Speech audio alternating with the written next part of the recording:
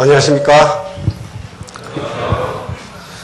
식사 후라 좀 졸림이 좀 올 시간일 텐데 여러분이 졸리지 않도록 며칠간 연습한 강의 내용을 가지고 오늘 여러분들께 소개해 올리도록 하겠습니다. 들어오면서 돌석을 보니까 600년의 장관 역사를 가진 성균관대학교에 이렇게 강의를 맡게 돼서 무한한 영광으로 생각을 합니다. 오늘 여기서 직접 제 강의를 듣는 분이나 또 수원에서 강의를 듣는 여러분께 다시 한번 이런 자리를 마련해 준 것에 대해서 깊이 감사의 말씀을 좀 드리고자 합니다. 오늘 제 강의가 아마 3시서부터 5시까지로 되어 있는가 본데 제가 한 2번 정도 이 집하고 사무실에서 리허설을 해보니까 한 1시간 한 10분 정도 강의 내용이 되겠습니다. 한 50분이 남는 중에서 한 20분, 30분 내외는 질의응답 시간을 좀 가다보도록 하고 나머지 한 10분, 15분 정도가 지금 여유가 있을 것 같아서 계절 얘기도 좀 하고 학창시절 얘기도 좀 해보고 이 시대에 살고 있는 기성세대로서 젊은 여러분들한테 좋은 글 몇 마디도 좀 들려주고 싶은 시간으로 시간을 좀 짜보도록 하겠습니다. 원래 이 동네가 제가 고등학교, 대학교 때까지, 고등학교는 이쪽 해화동에 보성고등학교를 다녔기 때문에 한 3년요. 또 대학을 다닐 때는 한 2, 3년 정도를 자취 하숙을 하던 동네입니다. 한마디로 얘기하면 젊은 사람들 용어로 하면 한 7, 8년 동안 꽉 잡고 있던 그런 동네입니다. 오면서 참 기억이 새로운데 젊은 여러분들을 보니까 하숙비 자취비가 없을 때 이쪽 조금 돌아가면 성북동이 있는데 성북동 파출소에서 아마 여러분들은 지금은 통금 시간이 없을 텐데 통금 시간 5분 전에 파출소로 뛰어들어가지고 실제로는 집도 없지만은 집이 영등포라 갈 수가 없으니 이 파출소에서 좀 자야 되겠다라고 잔 집도 있고 노상 등록금 하숙비가 늦게 올라오는 통에 외상을 잘 먹었어요. 이 해화동 로타리 가면 있을라나 모르겠는데 오늘 지금 글로 돌아오려고 그러다가 그쪽으로 돌아오질 못했는데 해화동 로타리에 보면 금문도라는 중국집이 있었어요. 거기가 제가 돈이 없을 때 주로 가서 먹던 외상 그 중국집이었는데 그쪽을 돌아보질 못하고 와서 참 안타까운 생각도 좀 들어갑니다. 오다 보니까 오다 보는 게 아니라 그 전에 한번 지나가면서 봤는데 또 그 로타리에는 아주 좋은 이 빵집이 있었어요. 아카데미아 이 빵집이라고. 돈이 없어도 무작정 들어가가지고 문입구 쪽에 앉아 있다가 돈이 좀 있을 만한 친구들이 먹고 나오면은 내 것까지 계산해달라고 했던 그런 동네입니다. 또 대학교 때는, 자취도 해보고 하숙도 하면서 아르바이트를 한 2년 동안 한 동네가 바로 이 동네입니다. 한마디로 얘기하면 추억이 좀 새롭다. 지나가는 것은 아름답고 그립기도 하지만은 또 여러분들을 보니까 새록새록 좀 생각이 나서 잠시 여러분들께 좀 말씀을 드렸습니다. 어렵고 괴롭고 그런 시절도 있었지만은 또 한편 생각해보면 그걸 잘 극복을 했기 때문에 오늘 이런 좋은 자리에서 내가 또 강의를 하게 되지 않는가. 또 나와 같은 과정을 겪어오는 사람한테도 이런 꿈을 여러분들한테 드릴 수 있을 것 같아서 오늘 이 자리는 대단히 유익하고 보람진 자리다. 이렇게 좀 말씀을 드릴 수 있을 것 같습니다. 오늘 여러분들한테 주제로 발표드릴 내용은 글로벌 브랜드 커뮤니케이션입니다. 글자 그대로 강의이기 때문에 저도 강의를 많이 받아봤습니다만서도 좀 제목 자체도 어떻게 보면 좀 딱딱한 제목이 되겠고 또 강의 시간이 1시간이 넘으면 등도 아프고 좀 지루하죠. 가급적이면 절제된 용어에 준비된 자료를 가지고 말씀을 좀 드리도록 하겠습니다. 강의 들어가기 전에 요새 하도 혼란스럽기 때문에 젊은이들한테 나이 많은 선배가 좋은 글 몇 가지만 좀 읽어드리도록 하겠습니다. 나는 특별한 종교는 없지만은 책을 즐겨보는 사람입니다. 여러분들 또래의 친구라는 관계, 의미는 대단히 중요한 것 같아요. 법정 스님의 친구를 읽어보신 적 있습니까? 누구 읽어본 분 있습니까? 잘 됐네요. 손에 혹시 읽어본 분 계십니까? 아무도 없네요. 오로지 전문 서적만 보십니까? 그러면 사고의 폭이 넓어지질 않습니다. 자, 읽어드릴게요. 친구 사이 만나면은 서로 영혼의 메아리를 주고받을 수 있어야 한다.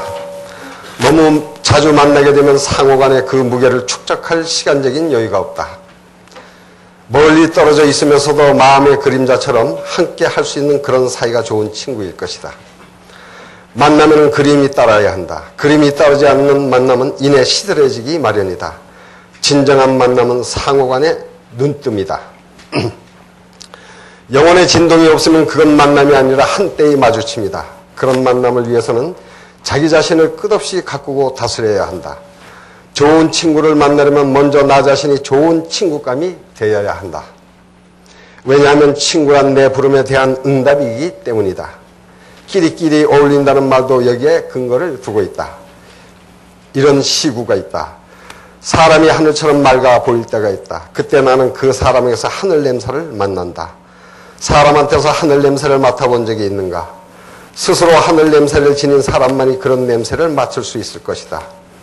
혹시 이런 경험은 없는가? 텃밭에서 이슬이 내려앉은 애호박을 보았을 때 친구한테서 따서 보내주고 싶은 그런 생각 말이다. 그런 생각 가진 사람이 있습니까? 다 그런데 쑥스러워서 손 안 드는 거죠? 혹은 들길이나 산길을 거닐다가 청초하게 피어있는 들꽃과 마주쳤을 때 그 아름다움의 설레임을 친구에게 전해주고 싶은 그런 경험은 없는가? 이런 마음을 지닌 사람은 멀리 떨어져 있어도 영혼의 그림자처럼 함께 할 수 있어 좋은 친구일 것이다. 좋은 친구는 인생에서 가장 큰 보배이다. 친구를 통해서 삶의 바탕을 가꿔라. 어떻습니까? 내용이 좀 괜찮습니까? 우리나라의 그 스님이 쓴 그 친구라는 얘기고, 나나 여러분이나 여러분들은 앞으로도 이 100년을 더 사실 뿐이고, 나도 희망 같아서는 한 50년은 더 살고 싶은데 인생이 도대체 무엇인지, 어떻게 살아야 될지 한번 좀 들어보세요. 이거는 루즈벨트 전 미국 대통령의 부인이 쓴 글이 되겠습니다. 인생의 진정한 것이 무엇인지를 쓴 글입니다. 당신의 삶에 수많은 사랑과 교본이 있었겠지만 아주 적은 수의 진정한 친구만이 당신의 가슴에 남아있으리. 당신을 움직이려면 머리를 쓰세요. 그러나 타인을 움직이려면 당신의 가슴을 쓰세요. 노여움은 짧은 위험일 뿐 만일 당신이 한 번 배신당한다면 그것은 그분의 실수이지만 그가 2번 배신한다면 그것은 당신의 과실입니다. 마음이 넓은 이는 세상을 이야기하고 보통 사람들은 세상 흥미거리를 이야기하고 소인배들은 남을 비방하려 듭니다. 돈을 잃은 자는 많은 것을 잃은 것이요 친구를 잃은 자는 더욱 많은 것을 잃은 것이요 신의를 잃은 자는 모든 것을 잃은 것이다. 청춘은 자연의 산물이요 아름다운 노년은 예술의 작품이다. 남의 실수로부터 배워야 한다. 그러나 당신은 그 모든 것을 당신 것으로 만들 만큼 오래 살 수 없다. 친구여, 당신과 나, 당신이 또 좋은 친구를 소개했지. 그래서 우리는 셋이 되었지. 우리는 그룹이 되었지. 우리 친구의 그룹으로 마치 둥근 원처럼 시작도 끝도 없다. 어제는 역사요, 내일은 신비요, 오늘은 선물이다. 우리 사람, 미국 사람이 쓴 친구에 대한, 인생에 대한 얘기였습니다. 제가 좀, 요 근대에는 외부 강의가 좀 많은 편입니다. 그룹 강의도 있고, 또 요 며칠 전은 또 연대 가서 또 이 강의를 한 적이 있습니다. 그럴 때마다 꼭 그 들려주는 얘기가 세상이 하도 좀 혼탁스러운 것 같아서 좋은 글을 인용하는 것을 서슴지 않고 있습니다. 이제 하나만 더 말씀을 좀 드리고 본론에 들어가도록 하겠습니다. 얼마 전인가 신문에 봤는데 이 행복론에 대해서 젊은 사람이나 나이 많은 사람이나 대단한 관심을 갖고 도대체 행복이 무엇인지에 대해서 관심이 많은 걸 읽어본 적이 있습니다. 기원전 400년 전에 살았던 플라톤이 얘기하는 그 행복론과 16세기에 살았던 괴테의 행복론을 간단하기 때문에 학생 여러분들한테 들려주고 싶습니다. 우선 기원 400년 전에 살았던 이 플라톤의 행복론이 5가지가 있습니다. 행복해지기 위해서는 어떤 조건이 필요한가에 대해서 플라톤은 5가지 조건을 뽑았습니다. 첫째, 먹고 입고 살기에 조금은 부족한 듯한 재산. 둘째, 모든 사람이 칭찬하기엔 약간 부족한 외모. 셋째, 자신이 생각하는 것보다 절반밖에는 인정받지 못하는 명예. 넷째, 낭바 겨루었을 때 한 사람한테는 이기고 두 사람에게는 질 정도의 체력. 다섯째, 연설을 했을 때 듣는 사람의 절반 정도만 박수를 보내는 말솜씨. 저 같은 사람입니다. 플라톤이 제시한 행복의 조건 5가지를 보면 공통점이 있습니다. 아마 작년에 이 베스트셀러에 올랐던 소설로 기억이 되는데 최인호 씨의 상도. 읽어보신 분 손 들어보세요. 송대생들이 책들을 잘 안 읽네요. 전체적인 그 의미를 보면 과유불급입니다. 과한 것은 부족함만 못하다. 욕심이 많으면 야망하고는 틀립니다. 욕심이 많을수록 허물어진다는 얘기가 되겠습니다. 16세기에 살았던 괴테의 행복론입니다. 7가지가 되겠습니다. 첫째가 노동을 즐겁게 여길 수 있을 만큼 건강할 것. 둘째, 생활에 아쉬움이 없을 만큼 넉넉할 것. 셋째, 어려움과 싸워서 이를 이겨낼 만큼 강할 것. 넷째, 자기 죄를 고백하고 이를 털어내버릴 만큼 고상할 것. 다섯째, 좋은 결과가 나올 때까지 일해 나가는 참을성이 있을 것. 여섯째, 자기 이웃에게 미덕을 찾아낼 만큼 마음이 너그러울 것. 마지막으로는 장래에 대한 불만을 말끔히 씻을 만큼 희망을 가질 것. 이런 것들입니다. 대개 보면은 내용은 약간 좀 상이한 면도 있지만은 공통점은 과유불급이라는 것을 여러분들이 잊지 말아달라. 그 말씀을 꼭 드리고 싶고요. 전 장가를 좀 늦게 갔어요. 이제 60대를 넘어섰는데 딸들이 2명 있어요. 아직도 학생인데 요새 이제 우리 세대에서 얘기하는 효자 효녀 이 개념을 좀 간단히 말씀을 드리면 학창 시절에 건전한 연애를 통해서 빨리 시집가고 빨리 장가가는 것이 가장 효자고 가장 효녀다. 잊지 말아주세요.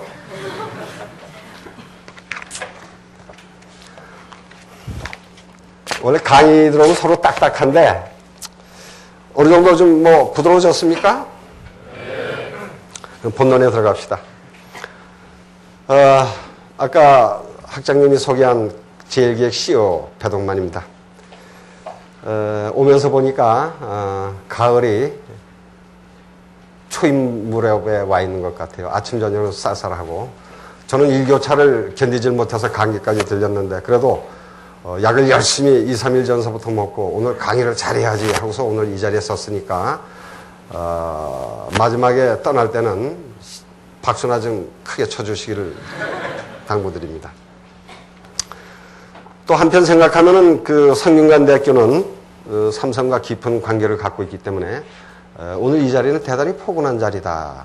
젊음을 볼 수 있어서 포근하고 또 그룹과 관계 있는 대학에 와서 강의를 맡게 되니까 포근하고 또 마지막으로는 여러분들이 가고자 하는 방향이 제가 CEO로 있는 회사의 업과 일맥상통하는 면이 있기 때문에 좀 포근한 면이 있다 이렇게 좀 말씀을 드릴 수 있을 것 같습니다.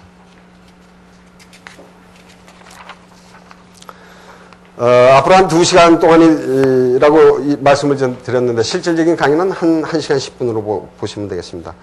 우선 글로벌 기업의 핵심 경쟁력 중 하나로 떠오른 글로벌 브랜드 커뮤니케이션이라는 것이 도대체 무엇인지가 하나의 이 주제가 되겠고요. 두 번째로는 삼성전자의 글로벌 브랜드 커뮤니케이션은 어떻게 전개되어 왔는지, 그리고 마지막으로는 삼성전자가 글로벌 브랜드 커뮤니케이션 전개에 있어서 어떤 특징들이 있는 것인지를 가지고 말씀을 좀 드리도록 하고, 마지막에는 선배로서 또는 제1격의 CEO로서 오늘 강의 내용이라든지 또 기타 궁금한 것을 가지고 Q&A 시간을 갖도록 하겠습니다.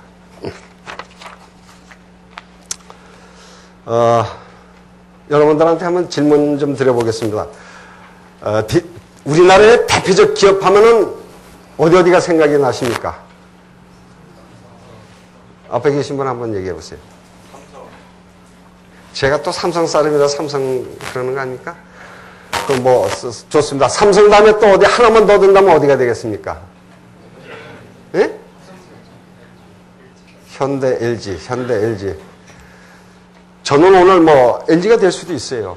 근데 오늘 예시를 삼성과 현대를 가지고 예시를 드는데, 주로 설명은 삼성, 내가 그룹에서 받은 교육, 연수, 문화 모든 것이 그쪽에 집중이 돼 있고 또 여러분들한테 설명을 잘 할 수 있을 것 같아서 전자 위주로 설명을 드리겠다. 이 점 여러분들이 좀 양해를 해달라. 어떻게 뭐 삼성전자만 가지고 얘기를 하느냐 그러면은 오늘 나를 초빙을 하질 말았어야 됩니다. 그렇죠? 그러니까 시비 걸지 말아달라 그 얘기입니다. 한국의 대표적인 기업 하면 아마 삼성, 현대, LG, SK 뭐 이렇게 여러분들 머리에 연상이 될 겁니다.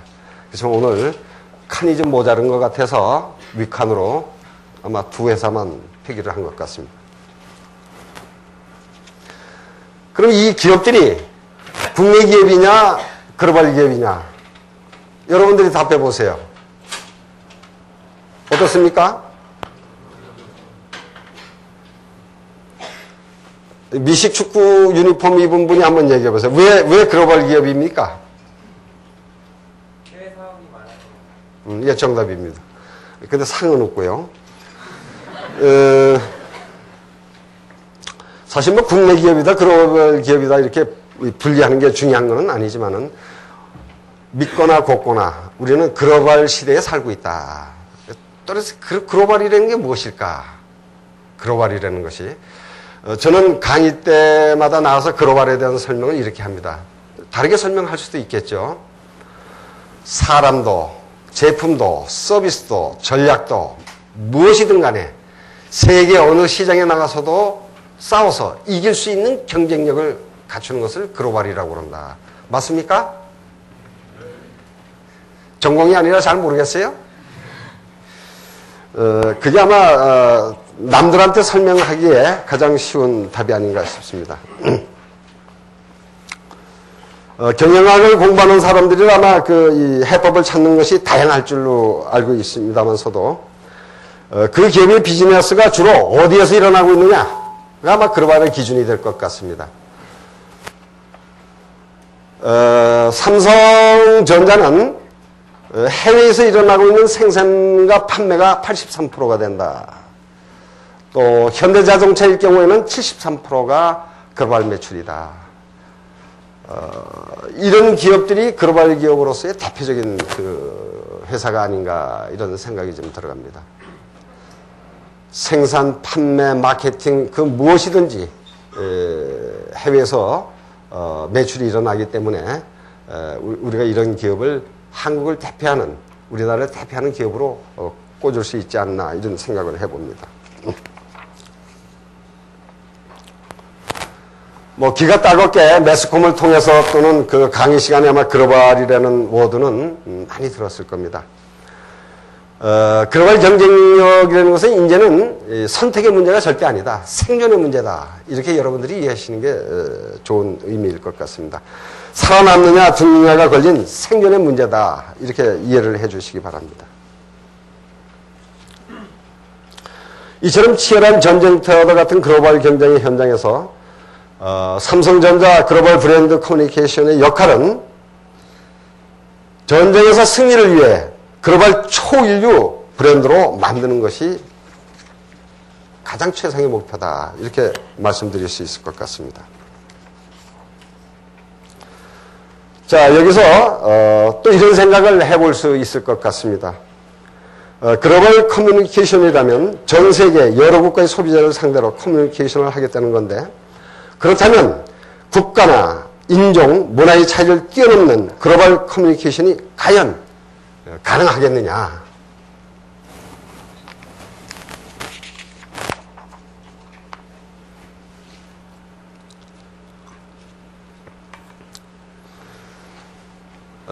여러분들도 알다시피 지금은 통신과 기술, 특히 최근 인터넷의 그 발달로 인해서 전 세계 소비자는 이미 동질화되었다고 보시면 되겠습니다.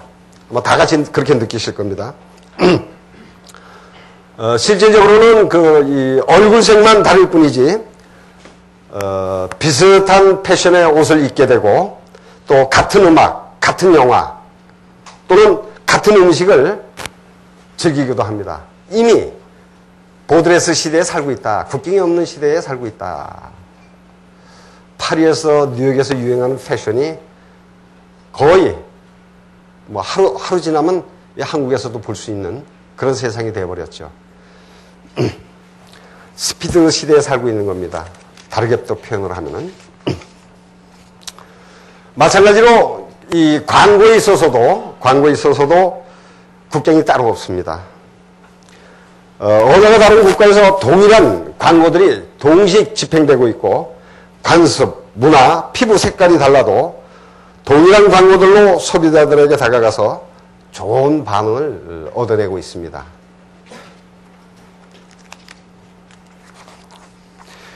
이처럼 광고야말로 국가와 국경이 따로 없는 글로벌 스탠다드라고 할 수 있고, 그렇기 때문에 국경을 초월하는 글로벌 브랜드 커뮤니케이션이 가장 효과적인 수단이자 방법이라고 할 수 있겠습니다. 이런 글로벌 브랜드 광고가 아주 효과적이었던 사례를 우리 다 같이 한번 보도록 해봅시다. 바로 그 HP의 광고가 되겠습니다. 드림웍스가 컴퓨터 애니메이션의 새로운 세계를 열 수 있도록 HP 기술이 돕고 있습니다. HP와 만나면 모든 것이 가능해집니다. HP. 잘 보셨습니까? 방금 시청하신 광고는 한국어로 되어 있지만 전 세계 모든 국가에서도 같은 메시지로 집행이 되고 있는 캠페인이 되겠습니다. 이처럼 이 HP는 아마존.com 또 페덱스, 스타벅스 등 세계 유수의 기업들이 등장하는 광고를 제작 또는 집행하고 있는데, 공통적인 내용은 이들 기업과 HP 기술이 만나서 비즈니스가 매끄럽게 돌아가고 불가능이 없어진다는 내용이 되겠습니다.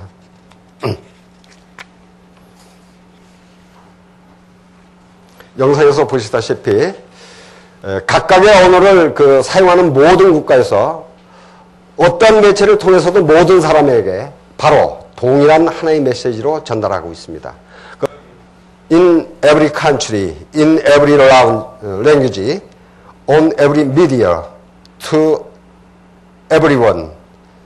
이런 것들이 동일한 메시지를 가지고 HP와 같이 움직이면 불가능이 없다 하는 내용이 되겠습니다.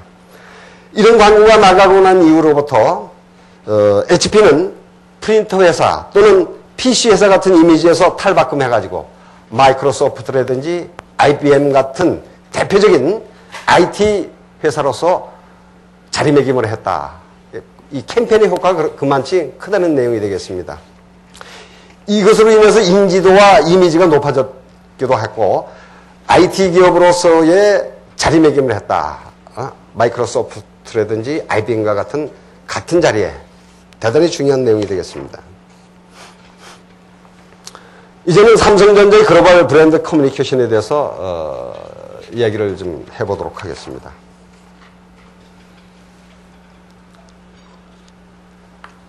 최근 수년간 여러분들도 잘 알만한 세계 주요 비즈니스 언론들이 앞을 다퉈서 전자에 대해서 그 기사들을 쓰고 있습니다. 그거 보면은 비즈니스 위크지, 또 포춘, 파이낸셜 타임즈라든지 이런 기사들이 이런 잡지들이 왜 삼성에 대한 기사들을 언급하고 있을까를 한번 생각해 볼 필요가 있습니다.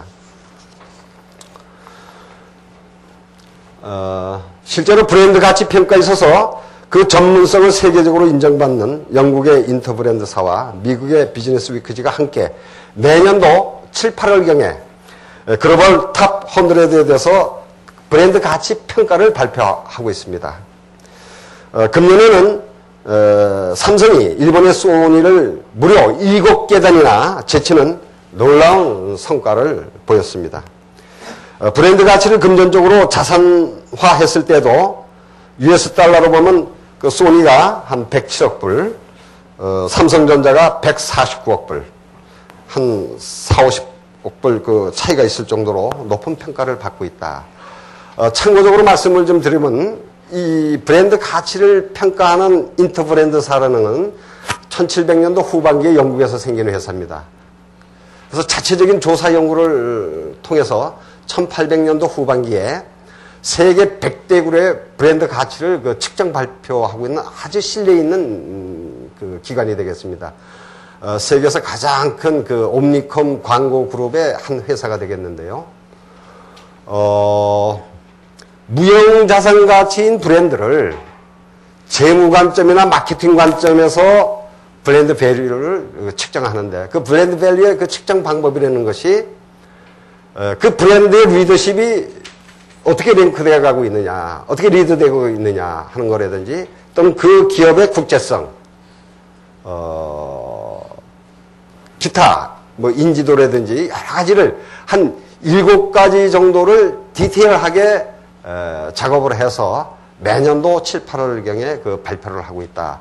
매년도에 아마 그 1위를 차지하는 데는 코카콜라로 제가 기억을 하고 있고 코카콜라의 자산 가치는 한 6, 70억 불. 아직도 삼성전자는 큰 갭이 있다. 이렇게 보시면 되겠습니다. 이렇게 삼성의 브랜드 가치가 괄목상대하게 높아질 수 있도록 이끌어온 것이 삼성의 글로벌 브랜드 전략이라고 할 수 있겠는데 이 브랜드 전략의 탄생이 바로 여러분들이 그동안의 매스컴을 통한다든지 또는 기타 다른 루트를 통해서 들어본 바 있는 93년도의 신경은 선언이 되겠습니다.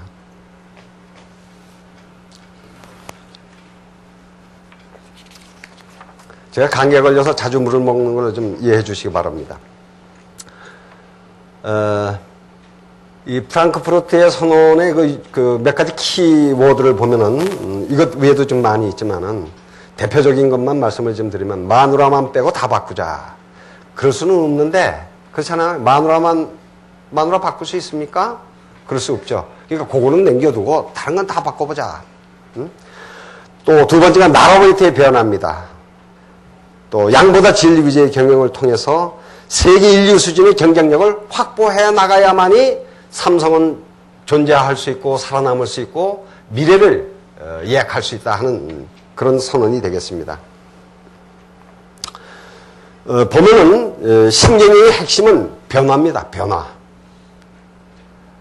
조그만 변화가 큰 결과를 만들어낼 수 있습니다.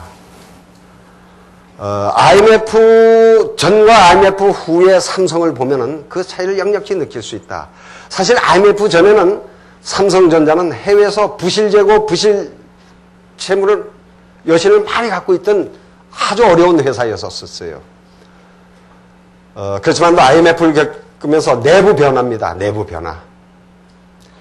그동안에 하지 않았던 R&D 부분에 집중적인 투자, 또 사람과 전략에 대한 관심도 제고, 또 그것에 대한 어떤 그 확보, 평가, 보상 이런 것들이 대표적으로 말씀드릴 수 있을 것 같고요.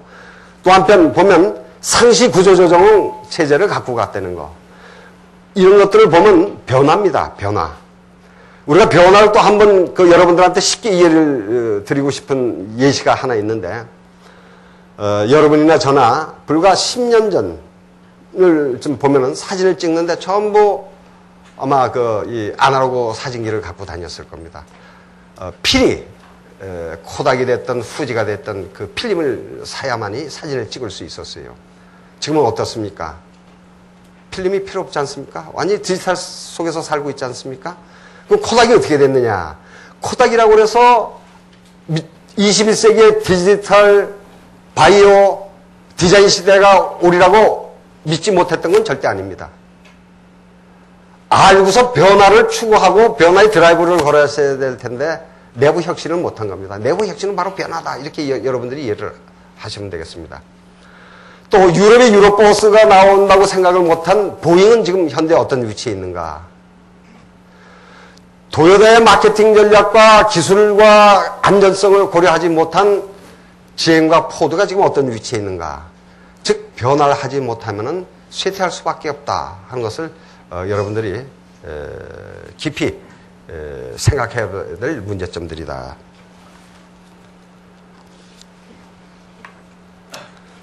그리고 양보다는 질 위주의 경영, 이런 것들을 통해서 세계 인류 수준의 경쟁력을 확보하자라는 게 신경의 주요 골자이다. 글로벌 브랜드 커뮤니케이션은 바로 세계 인류 수준의 경쟁력에 걸맞는 수준으로 삼성전자의 브랜드 가치를 끌어올리는 작업, 즉 신경영 정신을 커뮤니케이션 차원에서 구현시키는 일련의 활동이 바로 전자의 글로벌 브랜드 커뮤니케이션 활동이고, 이러한 활동은 98년도 이후 계속되고 있는 올림픽 스폰서십, 그리고 99년 이후 시작된 체계적인 글로벌 브랜드 커뮤니케이션이라는 두 개의 성장 엔진을 가지고 이루어져 왔다, 이렇게라고 말씀드릴 수 있을 것 같습니다. 그렇다면 지금부터 삼성전자의 글로벌 브랜드 커뮤니케이션이 구체적으로 어떻게 진행됐는지 한번 같이 보도록 하겠습니다. 보통 우리가 이제 이 브랜드 전략에 대해서 이 기수별로 나눈다 하면은 1999년서부터 2004년까지를 이 브랜드 전략 1기라고 얘기를 하고 있고, 전자에서는 또 2005년서부터 2010년까지를 제2기로 보고 있습니다. 지금 말씀드리는 건 제1기 때의 얘기를 말씀드리겠습니다. 1999년부터 2004년까지는 브랜드 1기가 되겠는데, 이때는 삼성 알리기가 캠페인의 주 목적이었다.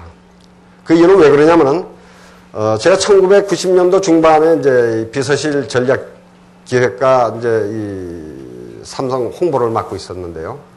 전 세계적으로 삼성의 인지도를 한번 조사해 본 적이 있었어요. 특히 미주와 유럽 지역에서는 삼성에 대해서 알고 있는 분들이 한 자리 숫자에서도 아주 밑에 숫자들. 다만 남미 지역에서만 한 자리 숫자지만 조금 높은 7, 8% 정도. 다른 지역에서는 한 2%, 3% 내외의 인지도뿐이 없었습니다. 따라서 브랜드 알리기의 제1기 목표는 삼성을 어떻게 알릴 것이냐, 전 세계에. 이것이 당초 목적이었습니다. 다시 말해서 삼성의 브랜드 인지도 그리고 친숙함을 끌어올리는 것이 커뮤니케이션의 목표였다. 이를 위해서 삼성 브랜드가 소비자에게 전달하는 브랜드 가치, 타겟팅이 정해지고, 또 글로벌 커뮤니케이션 활동을 감독, 관할하는 조직이 만들어지는 등 뭔가 체계적인 커뮤니케이션 활동이 본격적으로 시작된 일기라고 말씀드릴 수 있을 것 같습니다. 이런 전략에서 진행되어 왔던 TV 광고물들을 한번 여러분들과 같이 보도록 하겠습니다.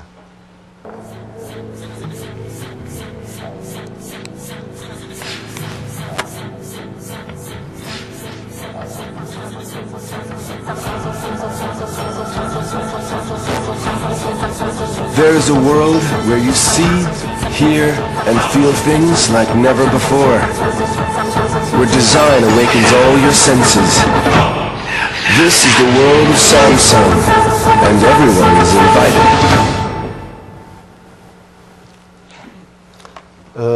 우리나라에서 볼 수 있는 광고하고 비교를 하면 좀 많이 틀릴 겁니다. 좀 생소할 겁니다. 지금 이 광고는 삼성이라는 이름 그 자체를 알리기 위해서 초기에 집행된 광고인데, 그러다 보니 광고 중간중간에 우리 브랜드 이름을 계속 이야기하는 약간의 광고적인 재미 요소가 전략적으로 숨어 있다라고 보시면 되겠습니다. 이 광고가 나간 이후에 실제로 삼성의 브랜드 인지도가 많이 올라갔습니다. 그러면 이 다음에, 그럼 이리 말리기, 그 다음에 집행된 광고를 한번 보도록 하겠습니다. Technology shouldn't overwhelm you. It should open your mind. Samsung Digital brings it all together with ease. Samsung enables you to do more on your terms. Well, smart. It's all here. Samsung Digital. Everyone. 그 중간중간에 나온 저 카피를 이쪽에다 옮겨놓은 것입니다. 어떻습니까? 그 내용이 첫 번과는 좀 틀리죠. 바로 삼성이라는 브랜드, 삼성전자라는 기업이 추구하는 정신과 철학에 대한 얘기를 담은 브랜드 이미지 광고다. 이렇게 이해하시면 되겠습니다. 광고 속에서도 한 가지 제품이 아니라 삼성이 만드는 다양한 제품이 나오면서 삼성의 기술적 리더십과 이러한 제품들을 통해서 소비자에게 전달해 줄 수 있는 가치에 대해서 이야기를 하고 있는 내용들이 되겠습니다. 그런데 비즈니스를 하다 보면 브랜드 이미지만큼이나 중요한 것이 바로 제품을 어떻게 하면 많이 팔 것인지, 즉 세일스 프로모션입니다. 또는 요 근자의 얘기는 세일스 커뮤니케이션입니다. 그래서 브랜드 이미지 광고와 함께 보다 제품에 더 포커스된 광고를 같이 집행하게 됩니다. 디지털 TV를 위해 만들었던 제품 광고를 같이 보도록 하겠습니다. You look. You stare. You hold your breath. Your pulse races. Is it the clarity? Is it the performance? Is it the sleek design? Flat panel television by Samsung. It's digital temptation. And everyone's invited. 여기에서는 선명도, 성능, 디자인을 특히 강조하고 있지 않습니까? 이게 처음 나간 것은 삼성이라는 멘트를 자주 달아주고, 여기서는 제품 광고를 세일스하기 위한 것이기 때문에 선명도라든지, 이 성능이라든지 디자인을 강조하는 광고다. 이렇게 이해를 하시면 되겠습니다. 캠페인 일기에 집행되었던 광고 중에 전 세계적으로 또 화제가 되었던 캠페인이 있습니다. 아마 여러분들이 다 아시는 내용이 되겠는데, 영화 매트릭스. 이 영화는 이제 저희 삼성의 휴대폰 제품이 활용되면서 매트릭스와 코워킹을 한 그런 작품이 되겠습니다. 그때 제작된 휴대폰 광고를 같이 보도록 하겠습니다.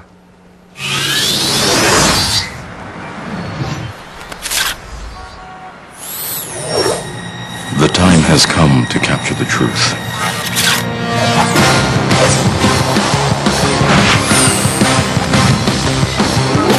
The Samsung camera phone with rotating lens. Answer the call.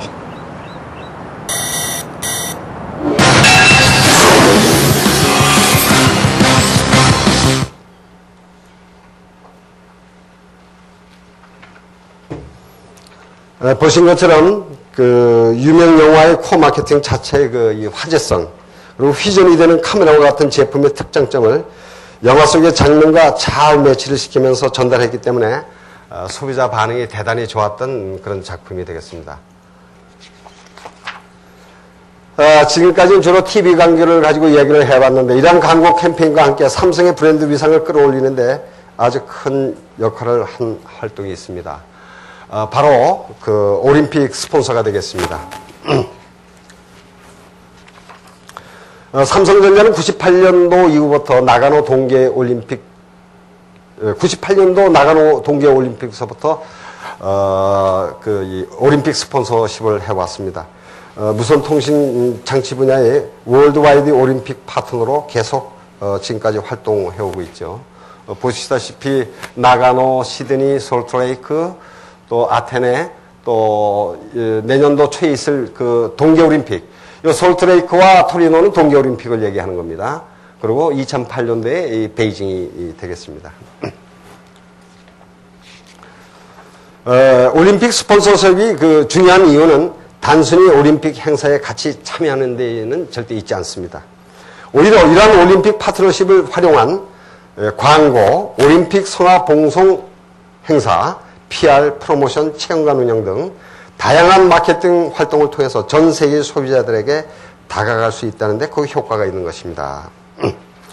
이 올림픽 스폰서십을 통해 가지고 여러분들 아마 혹시 그 정보통신이나 신문방송 쪽에서는 뭐 이 교과목에 나오는 얘기가 되겠지만은 ATL과 이제 BTL이라고 그러지 않습니까? ATL은 이제 4매체, 지금은 뭐 신문, 방송, 라디오, 잡지 또는 이제 요새 6매체까지 보면 이제 케이블, 인터넷까지 볼 수 있겠죠.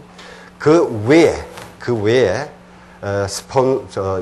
스포츠 마케팅이라든지 PR이라든지 아웃도어라든지 하는 모든 마케팅 활동을 BTL이라고 하고 앞에 말씀드린 매체를 활용한 부분들을 우리가 그 ATL이라고 그러죠. Above the line, BTL은 Below the line이라고 그러죠. 이 올림픽은 ATL과 BTL의 컨버전스다. 컨버전스를 통해 가지고 좋은 퍼포먼스를 만들어 간다. 이렇게 여러분들이 이해를 하시면 되겠습니다. 지금까지 보여드린 삼성전자의 브랜드 캠페인 1기 활동에 제1기획도 글로벌 대행사로서의 영향을 가지고 기여를 할 수가 있었습니다. 같이 한번 살펴보도록 하겠습니다. 여태껏 전자만 가지고 얘기를 하고 있는데, 그래서 저는 제1기획의 CEO니까 제1기획이 어떤 기여를 하고 있는지에 대해서 말씀을 좀 드리도록 하죠. 잠깐 요천 화면 좀 보시겠어요?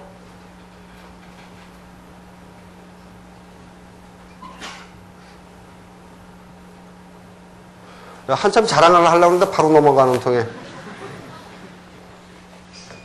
이 건물 아는 사람이요? 말씀해 보세요. 이쪽으로 있는 제일 예, 맞았습니다. 상품이 없어서 죄송한데. 예. 이게 제1기획 본사 건물입니다. 제1기획 본사 건물. 여러분들이 혹시 학과 중에 광고와 관련된 또는 글로벌 이 마케팅 전략과 관계된다든지 또 커뮤니케이션에 관련된 것이라든지 모든 것 의문이나 질문이 있으시면은 언제든지 방문을 해주시면은 기꺼이 응답을 해주도록 그렇게 하도록 하겠습니다.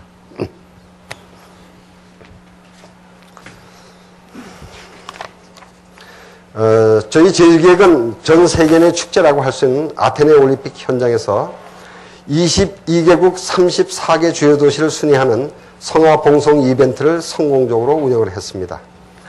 이 성화봉송에는 전 세계에서 5천만 명이 직접 참관을 했고 20억 명이 TV를 통해 시청한 초대형 이벤트가 되겠습니다. 또한 올림픽 파크 내에 마련한 삼성 체험관의 경우 행사 기간 중 60만 명 이상이 방문을 함으로써 최대 방문각 최고 만족도를 이끌어냈습니다. 이 성화봉송의 이 효과를 보면 말입니다. 지금 말씀드린 대로 5천만 명이 직접 참가를 하고 20억 명이 그 TV를 본 것 외의 의미를 말씀을 좀 드리면은 여기는 지금 브라질의 그 펠레 선수가 되겠습니다. 22개국의 그 수십 개 도시를 그 돌면서 저도 사실 아테네에서 그 터치리레이를 했는데요. 그 나라의 가장 유명한 이 문학인, 체육인, 또 가장 존경받는 사람들, 또 장애인, 또 자원봉사에서 이 대표적인 사람들, 또 공익활동을 가장 잘하는 사람들, 이런 사람들로 구성해서 이 터치리레이를 했기 때문에 반응이 대단히 좋았다. 올림픽 하면 세계의 축제이지 않습니까? 화합과 이 유산과 평화와 이런 것들을 모토로 하는 것이 올림픽이기 때문에 20억 명이 이 터치리레이를 보면서 희망을 갖게 되는 것이죠. 또 상해, 제가 북경에 갔을 때는 그 터치리레이, 성화봉송을 한 사람이 장애인이었었는데, 성화봉송이 끝난 다음에 만찬 자리에서 제 옆자리에 앉은 장애인이었었어요. 여자분이었는데, 그분이 이 중국에서 가장 유명한 체조 경기인이었는데, 이 평행봉에서 띠틀이든가 거기서 연습을 하다가 척추를 다쳐서 평생 장애인이 되어버렸어요. 이 사람이 그 성화봉송을 할 때는 정말로 헤아릴 수 없을 정도의 사람들이 북경에 나와가지고 박수를 쳐주고 등을 들어줬어요. 만찬시에도 제 옆자리에 앉아서 저하고 얘기를 나누는데 대단한 자긍심을 갖고 있더라고요. 장애인임에도 불구하고. 아, 이런 것들이 우리가 살아가는 자긍심이구나. 또 이분의 인생의 목표는 이런 것들이구나. 그래서 대단히 이 감동을 받은 적이 있었습니다. 이러한 모든 여기서 제가 잠깐 이 삼성 체험관을 좀 설명을 드리겠는데, 어느 올림픽이든 간에, 그것이 하계든 동계든 간에 삼성의 마케팅 활동의 한 일환으로 삼성의 문화관을 꼭 짓게 됩니다. 그럼 삼성의 문화관을 지었다고 해서 꼭 삼성에 대한 소개만 하는 것은 절대 아닙니다. 우리나라의 유무형 자산을 소개하게 됩니다. 지난번 아테네 때는 제가 가서 한 달을 있었는데, 우리 북춤이라든지 또는 고유한 민속춤이라든지 이런 것들을 할 때는 올림픽을 보러 온 세계 여러 곳의 이 사람들이 상당히 이 우레와 같은 박수를 쳐준 기억이 지금도 생생합니다. 올림픽 한 보름 기간 동안 여기를 방문한 사람들이 한 60만 명. 여기서 불과 얼마 떨어지지 않은 곳에 코카콜라도 있었고 다른 기업들도 있었는데, 제가 이 자랑스러워서 얘기를 하는 것이 아니라 다른 데보다는 들어오는 입장객 수가 한 5배, 6배는 차이가 있었다.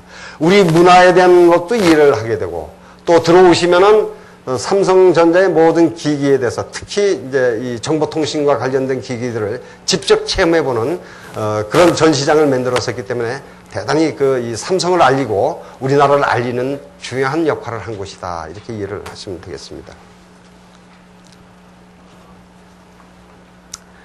이러한 모든 일들이 제1기획의 글로벌 역량을 검증하는 계기가 되었고, 또한 삼성전자의 브랜드 가치 제고에도 제1기획에 큰 기여를 하고 있다는 것을 말씀드릴 수 있겠습니다.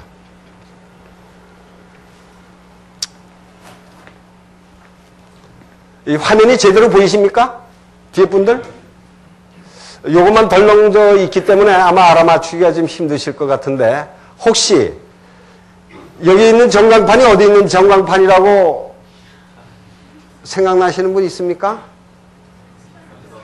예? 누가 한번 손 들고 얘기해 보세요. 나와 있어요, 밑에? 잘못해서 큰일 날 뻔했네. 아, 여기 나와 있구나. 뉴욕 맨하탄에 타임스퀘어에 있는 전광판이 되겠습니다. LED 전광판이 되겠습니다. 밑에는 이제 이 코카콜라가 있죠. 요 뒤에는 바로 CNN 방송이 있고, 요쪽 주변에 이 유동 인구가 하루에 150만 명입니다. 150만 명. 대단히 유동 인구가 많은 곳입니다. 거기다 이제 이 삼성의 전광판을 만들었는데, 한 3, 4년 전에로 제가 기억을 하는데, 저 자리를 잡기도 상당히 힘들었어요. 한 1년여 정도 섭외 작업을 해서 저 자리를 잡았는데, 밑에는 산토리, 코카콜라 다 있죠. 파나소닉인가요? 저걸 만들 때 제 기억을 하나 좀 말씀을 좀 드리면은, 이 미국 사람들이 삼성전자 또는 삼성에 대한 인지도가 낮기 때문에 유동인구가 많고 세계인의 도시인 뉴욕 맨하탄에다가 한번 좋은 걸 만들어 봐야 되겠다. 아마 여러분들은 쉽게 생각할는지 몰라도 저 위치를 잡는 거는 대단히 어렵습니다. 대단한 비딩을 통해 가지고 해야 되고, 정말 전략적으로 그 일을 해나가지 못하면 저 자리를 확보할 수가 없는 그런 자리예요. 총 공사비가 한 1,000만 불 들어간 걸로 제가 기억을 하고 있죠. 그래서 제 생각에는 이 중요한 위치에 삼성을 제대로 알릴 수 있는 뭘 좀 만들어 봐야 되겠다 해서 여러 가지 안을 국내에서도 만들고 해외 전문가들한테도 의견을 받아보고, 또 그쪽을 지나다니는 실소비자들 의견도 들어보고, 또 저걸 디자인하는 전문가 의견도 들어보고 해서 만들어 놓은 곳인데, 처음 제가 이제 실패한 경험을 얘기를 하면은, 욕심에 이게 대형 사이즈입니다. 지금 저 사이즈를 제가 정확히 기억은 못하지만은 이거에 한 6배, 7배 되지 않겠는가. 대지 대형입니다. 거기다 이제 우리가 자랑할 수 있는 컨텐츠는 다 집어넣었어요. 동영상으로 다 집어넣었어요. 그리고 지금과 같이 삼성 오발 스타일의 로고는 없었어요. 원체 돈도 많이 들어가고 중요한 위치고 그래서 제가 이제 윗분들하고 상의를 했는데 이런 지적을 받았어요. 첫째, 길거리에 있는 어쨌든 길거리에 있는 전광판이다. 전광판을 볼 수 있는 시간은 극히 짧다. 우리는 디자인 요소와 이 욕심이 앞서가지고 많은 컨텐츠를 생각했는데 실제로 그렇지 않습니까? 여러분들이 길을 걸으면서 전광판을 볼 수 있는 시간은 0.5초 내지 1초뿐이 안 된다는 거죠. 이미 지나가 버리니까. 그래서 이제 멀리서 보는 시간까지 하면 좀 틀려지겠지만은 몇 초 상관이다 이 얘기죠. 그다음에 너무 이 컨텐츠가 많으면 사람의 그 기억에 남는 게 별로 없어진다 이 얘기죠.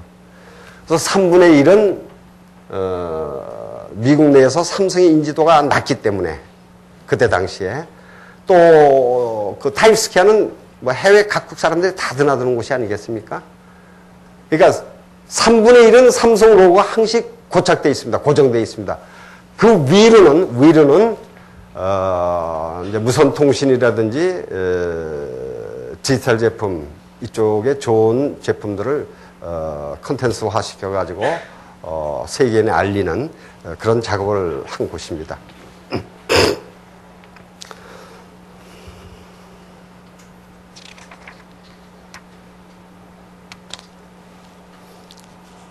자, 다음 장으로 넘어가겠습니다.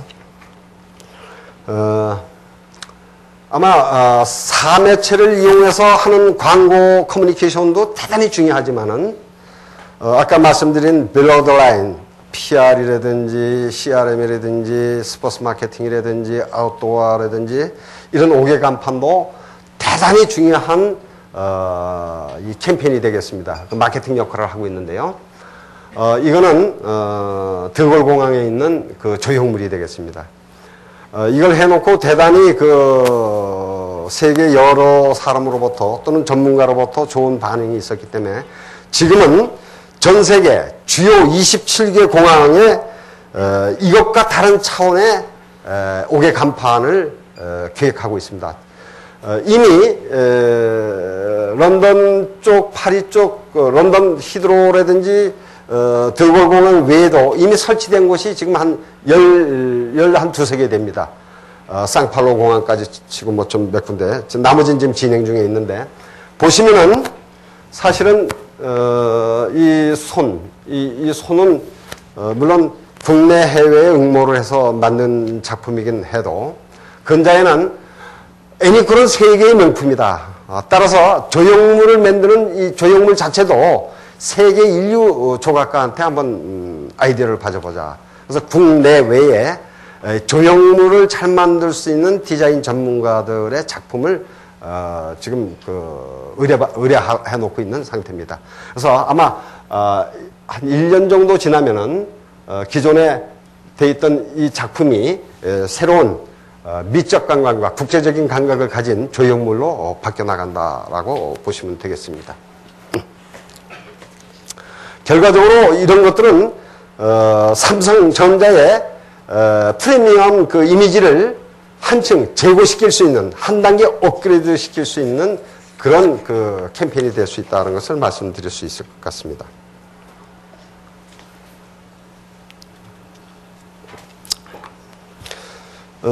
금년은 해외에 나가보질 못했지만은 저는 그 1년에 한 3분의 1은 해외에 나가 있습니다.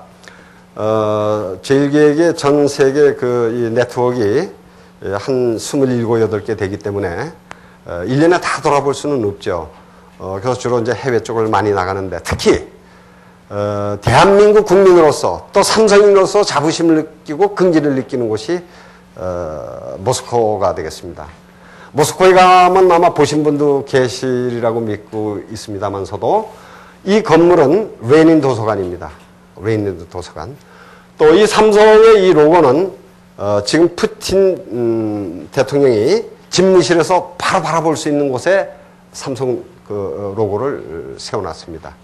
이것도 한 1년 반 정도의 기간을 걸쳐서 겨우 설치한 내용물이 되겠는데 한번 생각해 봅시다. 10년 전에는 과연 공산주의 국가에 우리가 진입도 어려웠었고, 진입이 된다고 하더라도 가장 심볼이 되는 레닌 도서관 위에 저걸 할 수 있을 것인가?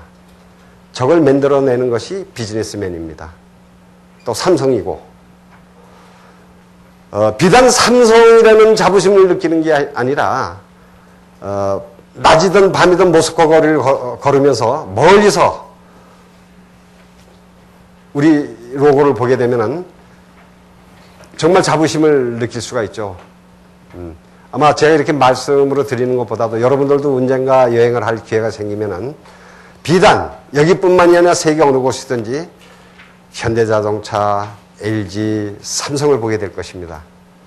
그게 바로 거기서 느끼는 이 애국심, 자부심, 자긍심이 5년, 10년, 20년 후에 우리나라를 이끌어갈 수 있을 것이다. 그런 데 가서도 그런 자긍심을 못 느낀다 하면 그건 대한민국 국민이 아니죠. 그렇게 그런 지역에 이런 마케팅 활동을 할 수 있다는 것은 몇 가지 기초가 있습니다. 그 회사의 브랜드 가치, 또 그 회사의 이미지, 그 회사가 만들어내는 제품이 얼마만큼 온 세계인으로부터 신뢰받고 있느냐, 또 얼마만큼 사랑받고 있느냐가 이루어지지 않으면 저렇게 할 수가 없겠죠. 그렇지만 오늘날 우리가 IMF의 파고를 넘어서서 삼성도 현대도 LG도 세계 중심 도시 또는 오지까지 우리의 경제 활동을 하고 있다는 것에 대해서 학생들이 더욱더 열심히 해서 나중에는 온 세계를 커버링 할 수 있는 그런 젊은이들이 좀 되어달라고 오늘 꼭 좀 당부드리고 싶습니다. 어떻게 보면은 단순히 비즈니스 차원을 넘어서 민간 외교까지도 고려하는 제일기획이 한참 더 높은 글로벌 역량을 난 여러분들한테 전 자신 있게 말씀드릴 수 있을 것 같습니다. 지금까지 삼성전자와 제일기획이 함께 해온 글로벌 캠페인 일기를 같이 살펴보았는데 아마 이 캠페인의 효과가 대단히 좋았다라고 말씀드릴 수 있을 것 같습니다. 삼성 알리기 캠페인 결과적으로 이제 우리가 수치적으로 계산을 좀 해보면은 브랜드 인지도는 캠페인 시작 이전에 21%였던 것이 2배 이상 뛰어서 46%에 도달했고, 브랜드 자산 가치에서도 이전보다 약 5배 정도가 증가해서 $149억 불에 다다르고 있다. 난 이 원고를 보면서도 수치에 만족하지는 않는다. 지금도 소니 같은 경우는 이 인지도가 세계 어딜 가든지 70%, 80%입니다. 물론 브랜드 가치는 지금 조금 떨어져 있지만 변화에 대응을 못했기 때문에 오로지 자기들 제한된 상품, 제품만 가지고 세계 시장에서 경쟁력을 겨루다 보니까 한참 요 근처에 좀 처진 면은 있지만 그래도 무서운 곳이 소니다. 기초 기술력이 대단한 곳이다. 재정비해서 또 한 번 용트림을 하면은 언젠가는 시장을 지금보다 몇 배 뛰어넘을 수 있는 저력을 가진 곳이 또 소니이기도 합니다. 우리 인지도는 아직도 이 정도인데, 물론 가치액은 떨어지지만은, 소니는 한 80%, 70, 80%까지 올라와 있다. 제가 아테네에 있을 때도 보니까 우리는 지역별로 좀 틀리긴 합니다만서도 한 30%, 40% 할 때 소니는 한 7, 80%까지 올라와 있더라고요. 역시 대단한 곳이다. 이런 것을 좀 많이 느꼈어요. 우리는 어떻게 하면 저렇게 끌어올릴 수 있을 것인가? 전략을 어떻게 해야 될 것인가? 전술은 어떻게 해야 될 것인가? 뽑아내는 과제는 어떻게 해야 될 것인가? 그것을 어떻게 트리거 포인트로 실행해 나갈 것인가에 대해서 많은 고민을 한 적이 있었습니다. 이러한 성과를 바탕으로 올해부터는 브랜드 캠페인 2기가 시작이 되었습니다. 2기 캠페인을 한마디로 해보면 이제는 삼성을 알리는 차원을 넘어서 세계성에 사랑받는 브랜드가 되는 것입니다. 따라서 커뮤니케이션 목표는 브랜드 선호도와 로열티를 제고시키는 것이고, 이를 위해서 삼성 브랜드를 프리미엄 브랜드로 자리매김시키고 있는 것입니다. 이제는 새로운 전략하에서 만들어진 TV 광고들을 같이 한번 보도록 하겠습니다. Imagine one day you go to your company's summer cruise, but this time you take your Samsung camcorder. The next day you show your boss some of the party's special moments. You get a raise. You show another part of the video to the CFO on your video MP3 player. You get a company car. The company president calls. You say you took some great video of him, which you immediately send.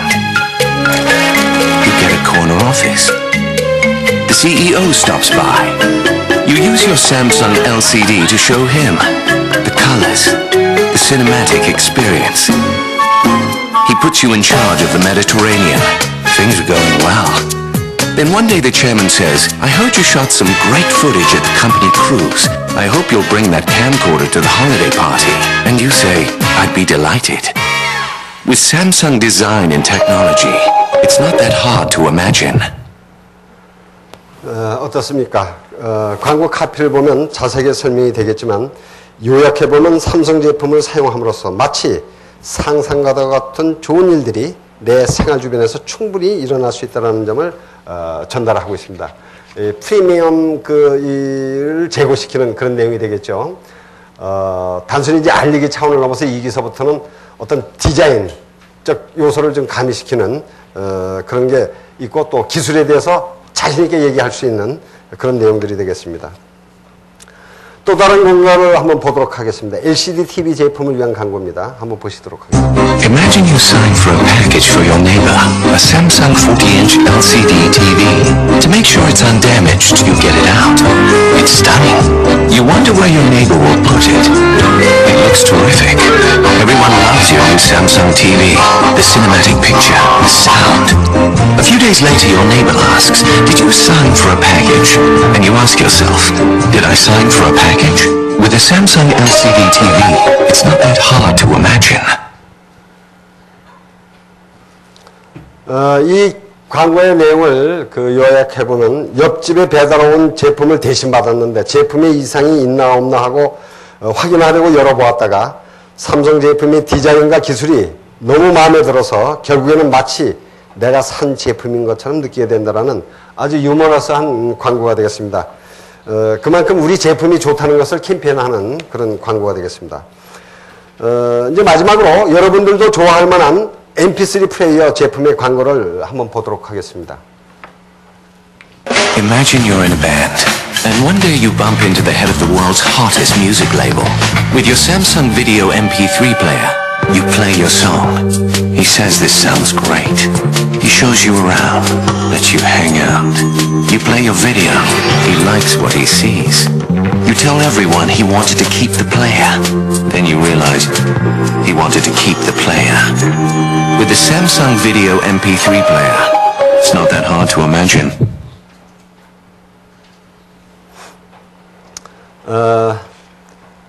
이 광고는 아마 다른 광고보다 여러분들이 이해하기가 조금 쉬우리라고 생각을 합니다.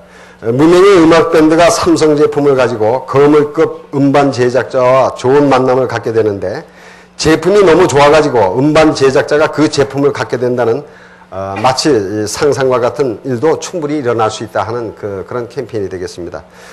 물론 중간의 장면을 보면 이 밴드 역시 거물급 제작자를 통해서 유명해질 것이라는 내용을 살짝 암시한 장면이 아마 있었을 겁니다. 어떻습니까? 지금까지 본 광고들이 이전과는 좀 다른 느낌을 아마 전달해 주었으리라고 믿고 싶습니다.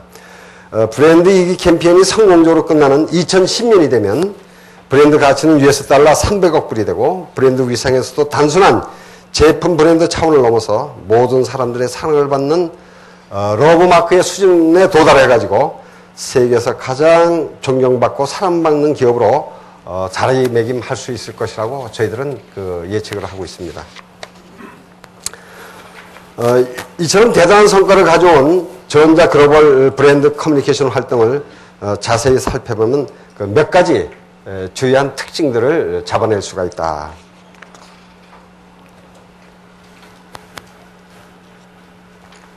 첫 번째는 브랜드 이미지 광고와 제품 광고 간의 균형을 유지했다는 것입니다. 브랜드 인지도 및 이미지 강화와 제품 판매라는 두 마리 토끼 잡기를 가능하게 했다는 점입니다. 그리고 두 번째는 브랜드를 알리기 위해서 TV 광고는 물론 이벤트, 스폰서십, 프로모션, 사회공 활동 등 소비자를 공략할 수 있는 모든 포인트를 공략하는 통합 마케팅을 했기 때문에 좋은 성과를 가져올 수 있었다.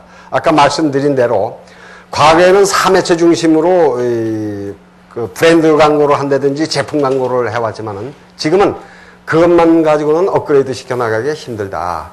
ATL과 BTL이 그 컨버전스가 돼서 좋은 퍼포먼스를 만들어내가지 않으면은 소비자로부터 좋은 이미지를 구축할 수가 없다는 것을 느낄 수 있었을 것 같습니다. 또 한편 전 세계를 커버할 수 있는 올림픽, LPGA 골프, 월드 사이버 게임과 함께 각 지역을 공략할 수 있는 스포츠 마케팅 활동을 병행하고 있습니다. 여러분들이 그 잘 아는 프리미어리그의 첼시팀과의 스폰서십 계약도 스포츠 마케팅에 아주 좋은 예다. 여러분 축구 좋아하시는 분 한번 손 들어보세요. 여기 대단히 많네요. 옛날 성대에는 제가 고등학교 다닐 때나 대학교 다닐 때 보면 미식 축구를 잘했었는데, 근데 미식 축구는 인기가 그렇게 많지 않죠. 아직 한국에서는. 미국에서는 대단하지만은. 미식 축구 요새도 성균관 대학교 잘합니까? 공부만 열심히 하다 보니까 뭐 그건 잘 모르시는구나. 세계 유명한 프로축구 팀이 상당히 많은데 혹시 첼시를 좋아하는 사람 한번 손 들어보세요. 제가 왔는데 좀 싫어하도 좀 손 좀 들어주시죠. 첼시 팀은 영국에서 아주 오래된 팀이고 이 명문팀입니다. 삼성이 이번에 한 5년 동안 그 스폰서 계약을 했죠. 제가 잠깐 간추려서 좀 말씀을 좀 드리면은 왜 첼시하고 스폰서십 계약을 했느냐. 특히 이 삼성이 물론 이제 그동안에 브랜드 캠페인 1기, 2기를 거치면서 인지도라든지 그 이미지 제고가 많이 됐기는 해서도 아직도 경쟁사인 그 이 노키아라든지 지멘스라든지 모토로라에 비해서는 유럽 지역에서는 열세에 있습니다. 열세. 특히 노키아에 비해서는 많은 열세에 있어요. 그 열세를 어떻게 하면 우리가 그 뒤집어 볼 수 있을 것인가. 그러면 단순히 ATL만 가지고는 안 되니까 이제 BTL. BTS 중에서도 가장 중요한 것이 4년마다 한 번 열리는 월드와이드하게 열리는 올림픽이 있을 수 있지만은 유럽인들이 좋아하는 게 무엇인가? 축구입니다. 단연 축구예요. 그래서 이제 첼시를 선택했고 첼시는 작년 리그팀에서 1등을 한 팀입니다. 목적은 이제 그 이미지 제고라든지 인지도를 높이기 위해서 열세 지역에 있어서 마케팅 활동의 한 툴이다. 이렇게 이해를 해 주시면 되겠고요. 왜 그 중에서도 첼시냐 하면은 첼시는 영국의 작년도 리그팀이 1위였고 챔피언 팀이었고 가장 명문 팀으로서 유럽 사람들이 좋아하는 팀이다. 이렇게 보시면 되겠습니다. 기간은 한 5년 동안 저희들이 계약을 했는데 5년간 우리가 총 지불하는 돈이 5,500만 파운드가 되겠습니다. 한 1,200억 정도 수준이라고 보시면 되겠습니다. 아마 궁금하실 거는 그럼 얼마만큼 효과가 있겠느냐? 얼마만큼? 5년 동안에 한 1,200억을 쓰지만 1년간에 3억 불 이상의 효과를 노릴 수 있는 것이 이 프리미어의 이 첼시 팀의 이 스폰서를 하는 것들입니다. 그 이유가 1년에 말입니다. 1년에 보통 그 프로축구 팀이 경기를 한 60개 내지 70개를 평균적으로 합니다. 근데 우승팀일수록 우승이 많을수록 끝까지 올라가야 되니까 한 100개 경기를 치르게 됩니다. 100개 경기를. 이걸 시청하는 사람들이 시즌당 인원이 약 2억 5천만 명이에요. 2억 5천만 명. 이걸 우리가 여러 가지 광고 효과로 산출을 하면 한 연간 6천만 불, 5년 동안 한 3억 불 이상의 광고 노출 효과가 있다. 이렇게 본 겁니다. 또 이 유럽 프리미어리그 축구는 저는 축구를 무지하게 좋아하기 때문에 밤 2시, 3시경에 유럽 축구 그 프리미어리그를 봅니다. 근데 이 세계 160개국에 이게 동시에 이 방영이 되고 있다. 이렇게 보시면 되겠습니다. 그래서 삼성의 스폰서십을 할 때 삼성의 제품은 전자제품 모든 것을 광고할 수 있는 그런 옵션을 따냈다 이렇게 보시면 되겠고요. 이 선수단을 보면은 첼시 선수 구성들을 좀 보면은 왜 웃습니까? 이걸 자랑을 하려고 그러는 거예요. 25명의 선수가 있어요. 25명의 선수인데 나라별로 따지면 20개국이에요. 그러니까 29개국에 있는 국민들은 첼시 팀만 나오면 전부 텔레비를 보는 거예요. 근데 거의 안 나오는 경우가 없어요, 첼시가. 그러니까 1년에 한 첼시 같은 경우는 한 80회에서 100회 정도를 관람을 하게 되니까 아까 말씀드린 한 2억에서 3억 인구가 첼시 경기를 보면서 첼시 아까스에 쓴 삼성을 보게 되고 팬스에 삼성을 보게 되고 자막에 삼성을 보게 되는 겁니다. 인지도를 높일 수 있다는 거. 인지도를 높인다는 거는 말입니다. 그게 중요하지 않다고 생각하는 사람은 광고쟁이가 아니에요. 신뢰성을 갖게 됩니다. 신뢰성. 내가 어떤 제품을 살 때 가장 우선하는 게 신뢰성이거든요. 여러분들이 그렇게 이해를 해 주시면 되겠습니다. 축구는 유럽에서 경기 시청률이 71%가 되는 가장 인기 있는 종목이다. 시즌당 한 2억 5천 명 정도가 시청을 한다. 노출 효과는 한 6천만 달러다 연간. 이렇게 좀 이해를 해 주시면 되겠습니다. 오면서 오늘 신문에 보니까 미셀비가 프로로 전향을 오늘 선언을 했어요. 선언을 했는데 오늘 기자회견 중에 카트리나 지역에 성금을 50만 불을 내놨더만요. 그동안 이제 알려지지 않은 사실들이죠. 아마 이 친구는 연간 한 4천만 불 정도의 수입이 있지 않겠는가. 그러면 아마 타이거 우즈 다음으로 스포츠 마케팅 시장에서 가장 우대받는 그런 선수가 되지 않을까. 또 그렇게 되기를 우리가 또 기대해야 되고. 왜냐하면 태생이 한국 사람이니까. 근데 미셀비는 미국 사람이 볼 땐 자기 나라 사람으로 생각해요. 뭐 국적이 글로 돼 있으니까. 그렇지만 태어난 곳이 한국 아니겠습니까? 더불어서 지금 뭐 잠깐 옆길로 빠져나가서 얘기를 한다 하면은 박지성을 한번 봅시다. 박지성. 얼마나 자랑스럽습니까? 박찬호. 응? 얼마나 자랑스러워요. 움직이는 대기업들이에요. 연간 받는 수입이 중소기업 이익을 넘어서고 있거든요. 근데 사실 금액이 중요한 건 아니에요. 대한민국의 젊은이가 저런 세계 시장에 나가서 우리나라의 위상을 높여준다는 것에 대해서 무용으로 따져볼 때 그건 대단한 거다. 응? 이걸 좀 여러분들한테 좀 말씀드리고 싶고요. 비단 한국 사람이 말입니다. 스포츠뿐만이 아니에요. 응? 음악, 무용, 응? 여러 면에서도 대단한 끼와 열정을 가진 민족들이거든요. 좀 참을성이 좀 없어서 그렇지 끼와 열정이 대단한 민족이다. 너무 딱딱한 것만 강의를 했기 때문에 잠깐 새길로 좀 빠져보면은 우리나라 사람이 대표적인 거 세 가지. 들어본 사람도 있겠지만 전 세계적으로 인구 대비 PC 보급률이 제일 많은 나라가 우리나라예요. 따라서 인터넷 활용률이 인구 대비 활용률이 제일 많은 나라예요. 우선 편의상으로 보면 홈뱅킹, 홈쇼핑, 뭐 호적 등본도 다 행정도 다 인터넷으로 이루어지지 않습니까? 아주 또 나쁜 쪽으로 보면은 뭐 자살 사이트, 뭐 자살 동호인 사이트 뭐 이런 나쁜 면도 좀 있지. 근데 세상이라는 건 항시 응과 양이 있듯이 성과 악이 있듯이 나쁜 것들은 서서히 물러나게 돼 있습니다. 좋은 쪽으로 보면 그렇다는 얘기죠. 전 세계적으로 이 인터넷 활용률이 제일 높은 나라고 그 활용을 다방면으로 다양하게 할 수 있는 민족이다. 두 번째 보면 이제 여러분들 아직 골프를 안 하겠지만은 골프라고 그럽니다.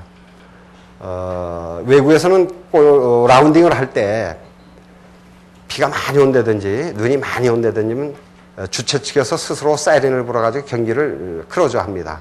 근데 한국 사람들은 일단 나오면은 천둥이 치든 배력이 치든 죽기 살기로 그냥 운동을 한다는 거죠. 응? 죽기 살기로. 세 번째는 이제 술이다, 이제 술. 물론 많이 먹는 나라는 러시아예요. 러시아인데 술을 가지고 하는 연출력, 수소폭탄주, 원자폭탄, 뭐 히오리주, 무슨 주, 이 연출력에 있어서는 한국 사람을 못 따라오는 거예요. 여러분이 잘 웃을 일이 아니라 한번 따져보세요. 야, 인터넷, 골프, 술 얘기를 왜 했을까? 한국 사람처럼 뭡니까? 끼와 열정이 있는 나라가 이 세상 어디에도 없어요. 그러니까 우리가 IMF도 잘 극복했고, 역사를 되돌아보면 수많은 고난을 잘 극복해서 지금 이렇게 여기까지 온 거 아니겠습니까? 혹자는 여러 가지 지금 현상을 보고 어둡게 얘기할 수도 있겠지만은 당신들 같은 젊은이가 있는 한은 대한민국의 미래는 밝다. 난 또 그렇게 생각을 하고 있어요. 아까 축구 선수, 농구, 야구 선수, 또 음악인, 미술인, 무용인 얘기했듯이 한 가지 더 나가서 젊은 사람들한테 제가 왜 축구를 좋아하느냐, 또 축구에 대해서 말씀을 좀 드리면은 젊은 분들은 절대로 점과 선만 봐서는 안 됩니다. 축구는 말이에요.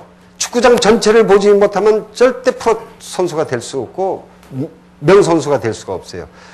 프로가 되고 프로 명문팀에 들어가서 대단한 이 명선수가 돼야지 프로라는 소리도 듣고 부도 축적하고 이름도 내보일 수 있는 거거든요. 명예도 있는 거거든요. 그렇지 않습니까? 베컴 같은 친구가 연간 벌어들이는 돈이 얼마겠습니까? 2,500만 유로라고 하니까 한 3천만 불 되는 거 아니겠습니까? 응? 대단한 거죠. 그럼 왜 그러냐? 축구장 전체를 볼 줄을 알기 때문에 그럽니다. 선수도 코치도 감독도 자기 포지션만 생각하는 사람은 픽업이 되지도 않을 뿐더러 설사 픽업이 된다고 하더라도 살아남을 수가 없어요. 살아남고 이름을 날림으로써 부도 명예도 얻는 거고 팀의 승리도 기여하는 거거든요. 그건 뭐냐? 입체적인 사고가 있어야 된다. 축구장 전체를 본다는 건 점과 선, 즉 자기 포지션만 보는 것이 아니라 축구장 전체를 보고 내가 볼을 어디 쪽으로 보내야 될 것인지, 또 내가 어디쯤에서 볼을 받아야 될 것인지, 내가 지금 어시스트를 해야 될 것인지, 아니면 골킥을 해야 될 것인지에 대한 입체적인 사고가 없으면 승리는 할 수 없다. 요지는 젊은이들이 지금 입체적인 사고를 가져라. 그 얘기입니다. 문화 마케팅에서는 제가 이제 설명을 좀 해나가면 스포츠 마케팅만 삼성이 후원을 하고 있느냐? 그는 그렇지 않습니다.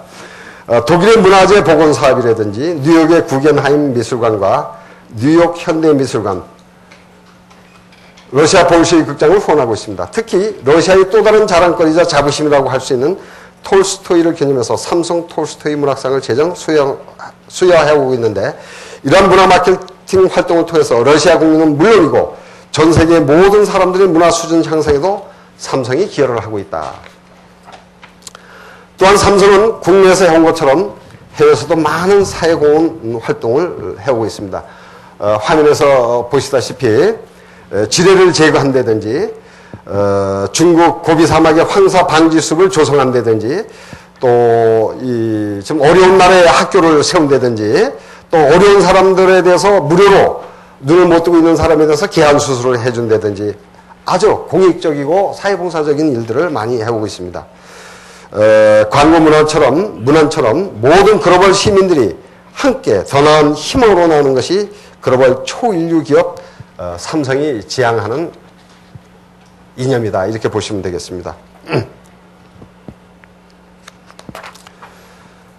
또한 그 매트릭스라든지 팬타스틱 4와 같은 영화, 독일의 러브 퍼레이드, 아시아의 예 콘서트, 미국의 희망의 사계절 콘서트와 같은 음악 등 다양한 엔터테인먼트 요소를 활용한 마케팅 활동에도 전자의 성공에 크게 기여를 했다. 그러니까 BTL 라인 쪽에서 보면 스포츠 마케팅, 문화, 예술, PR 이런 부분에도 적극적으로 캠페인을 함으로써 삼성의 이미지를 제고시키고 그것이 제품과 연결되고 세일스에 도움이 됐다는 것을 말씀드릴 수 있을 것 같습니다.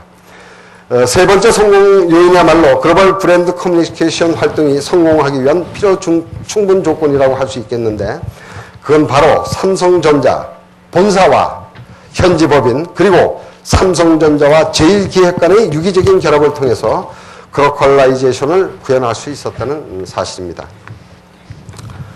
그로컬라이제이션이라는 것은 쉽게 말해서 전 세계에 동일한 메시지를 전달하되 각 지역의 현지 특성을 반영해서 집행을 하는 것을 말합니다. 이렇게 될 때면 원래 의도했던 성과들을 거둘 수 있다는 얘기가 되겠습니다. 왜냐하면은 동일한 이 건을 월드와이드하게 내보낼 때도 그 나라의 문화, 역사, 기타 시스템 이런 것들을 고려해서 약간의 우리가 모디파이어를 하고 있다는 것을 말씀드릴 수 있을 것 같습니다. 제일기획 소개가 되겠습니다. 제일기획 본사는 물론 전 세계 22개국에 펼쳐 있는 27개의 해외 네트워크를 갖고 있습니다. 본사 직원이 한 750명, 그 중에서 여성 사원들이 한 30%, 또 해외에서 광고 홍보학을 공부하고 디자인을 공부하고 오신 분들이 한 30%, 해서 한 750명으로 구성이 되어 있고요. 해외 쪽은 한 450, 한 3, 40명이 근무를 하고 있는데 그 중에 한 4, 50명은 우리 주재원이 되겠고 나머지 한 380명 정도는 현지 채용 인력인데 대개 현지 채용 인력 중에 한 20% 정도는 해외 선진 광고 대행사에서 10년에서 한 20년 정도 근무한 이 크리에이터들이 있고 또 마케터가 있고 또 플래너가 있고 해서 종합적인 통합 마케팅을 전자와 같이 공동으로 펼쳐나가고 있다 이렇게 보시면 되겠고요. 국내에서도 한 15명 정도의 외국인을 채용을 해서 그중에는 제작진, 즉 크리에이터도 있고 또 트레이닝 파트너도 있고 또 마케터들도 있고 또 스포츠 마케팅의 전문가들도 있고 해서 각 지역별로 해서 본사와 지사 간의 해외 네트워크 간의 유기적인 이 커뮤니케이션을 통해서 전자의 마케팅 활동을 지원하고 있다 이렇게 이해를 하시면 되겠습니다.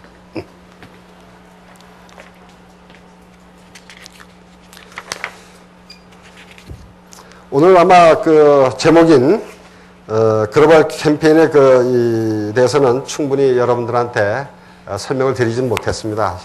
한 시간 동안에 주요한 것만 이것 정도면 되겠다라고 이제 말씀을 좀 드렸고요. 이제는 그 인생의 선배 또 기업의 CEO로서 몇 가지 여러분들한테 그 말씀을 좀 드리고자 합니다. 나도 여러분 같은 시대를 거쳤는데 어떻게 하면 나도 CEO가 될 수 있을 것인가? 직장을 가는 사람은 CEO를 생각하게 될 테고 어떻게 하면 개인 사업을 하는 사람은 개인 사업에서 성공을 할 수 있을 것인가? 또 나는 어떻게 하면 내 인생의 목표를 달성할 수 있을 것인가? 이 희망 목표는 다 틀릴 일이라고 생각을 해요. 아까 학장님이 소개를 했듯이 나는 고등학교 때 그렇게 썩 공부를 하지를 않았어요. 원초적으로 공부를 못하는 사람이 아니라 머리는 대단히 명석한데 공부는 게을리했다. 그러니까 국민학교, 중학교, 고등학교 1, 2학년 때까지는 첫째, 둘째 아마 손가락으로 이렇게 된 것 같은데 2학년 때서부터는 아르바이트도 해야 되고 먹고 사는 준비도 해야 되고 뭐 하다 보니까 사실 공부보다는 사는데도 살아가는데도 이 시간을 많이 뺏겼어요. 여러분들은 뭐 먹고 살고 있는데 아마 지장이 없는 세대들, 아주 풍요로운 세대죠. 나는 6.25 사변 때, 6.25 때가 중학교 1학년, 국민학교 1학년 때였었어요. 시골 태생이기 때문에 시골서 중학교를 국민학교 졸업하고 중학교 때서부터 쭉 서울서 지냈는데 또 중학교 1학년 때는 아버지가 돌아가셨기 때문에 참 어려운 학창 시절을 보냈던 것 같아요. 좀 나았던 유년 시절이 있었던가 하면은 그 이후에는 참 어렵게 지난 것 같아요. 그래 함에도 불구하고 내 꿈은 있었어요. 공부는 좀 게을리했다는 것 자체는 살아가기 위한 하나의 생존 때문에 좀 게을리할 수밖에 없었던 시절도 있었고. 하지만도 여러분들한테 비록 내 축산가는 나왔지만은 삼성 들어온 지 30년이 넘었고 임원 생활을 지금 한 20년 동안 하고 있고 CEO를 지금 8년째 하고 있습니다. 세콤에 여러분이 잘 아는 세콤, 에선 세콤에 한 3년, 여기 와서 지금 5년이 되고 있습니다. 뭘 말씀드리고 싶으냐? 공부만 잘한다고 인생에 성공하는 건 절대 아니다. 그렇지만 공부를 잘하면 금상첨화다. 그걸 학생 때는 열심히 공부하세요. 열심히 공부하고 체력을 기른다. 체력을 기른다는 건 열정과 끈기를 이어갈 수 있습니다. 열정과 끈기를.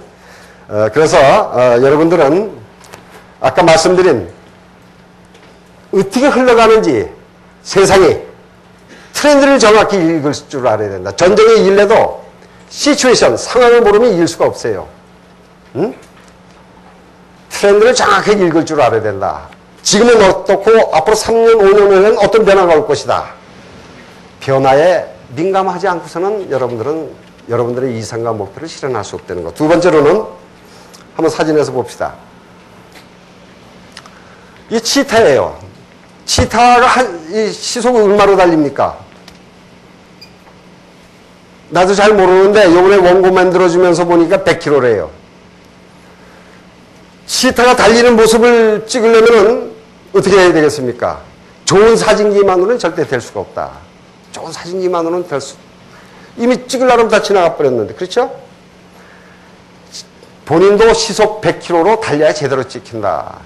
치타와 같이 달리거나 치타보다 앞서가 있지 않으면은 이건 지금 조금 여기가 밝아서 정확하게 안 나오는데 흐리게 나오지만은 같은 속도로 달리면 선명하게 사진을 찍을 수 있다는 얘기입니다. 뭘 뜻하는 얘기겠는가? 변화의 속도에 순응하지 못하면, 부응하지 못하면은 여러분들은 여러분들의 경쟁력을 상실할 수밖에 없다. 같은 속도로 뛰거나 그보다 앞서 있어야 된다는 얘기죠. 스피드 시대에 살고 있기 때문에 이 점을 여러분들이 특별히 명심하지 않으면 안 될 것이에요. 입체적인 사고, 변화의 속도를 늦추지 말아라. 이걸 좀 말씀을 좀 드리고요.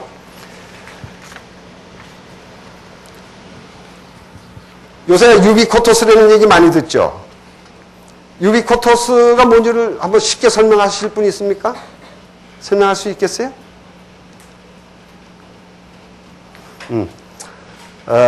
이렇게 이해를 하시면 됩니다. 언제 어디서나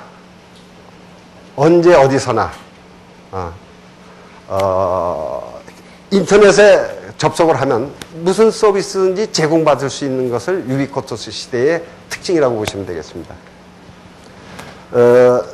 아까 제가 애니콜 얘기를 했는데 앞으로는 말입니다. 이 유비코토스 시대가 되면은 저는 그렇게 생각을 해요. 전문가는 아니기 때문에 모든 것이 내 손 안에서 이루어진다. 단말기 안에, 폰 안에 영화도 볼 수 있고 일기예보도 볼 수 있고 집안의 상태를 볼 수도 있고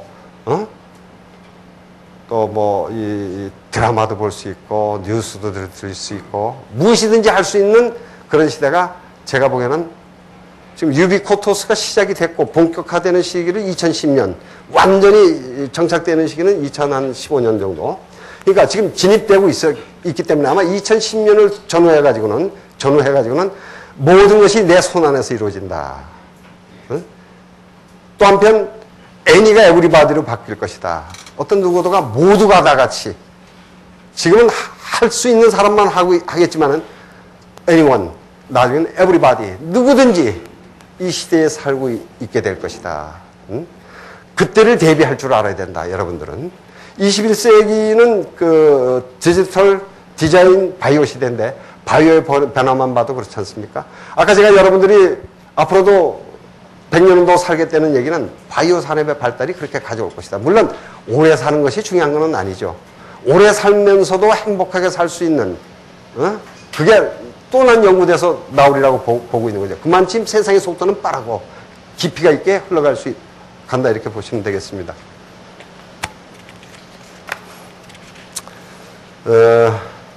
유비코토스 오픈마인드. 오픈마인드는 간단히 말씀을 드리겠습니다. 우리와 살고 있는 나 아닌 모든 사람들은 생각하고 느끼고 행동하는 것들이 또 가치관이 다 틀린 사람들 속에서 살고 있는 거예요. 이 세상에는 말입니다. 나와 똑같은 사람이 아무도 없어요. 가치관도 생각도 느낌도 행동도 그 무엇이든지 간에. 따라서 절대 편견을 가져서는 안 된다. 편견을 갖는 그날 그 시간서부터 여러분들은 갈등과 스트레스 속에 살게 될 것이다. 마음을 열으라는 얘기입니다. 마음을 열어라. 일보 후퇴에 이보 전진을 생각해달라. 쉽게 얘기를 하면은 그 얘기를 좀 말씀드리는데요. 이 시대는 다양한 세대이다. 다양한 가치관을 갖고 있다. 다양한 문화들이 존재한다. 따라서 우리가 오픈 마인드를 갖고 있지 아니하면은 슬픈 일만 계속될 것이다를 그 말씀을 좀 드릴 수 있을 것 같아요.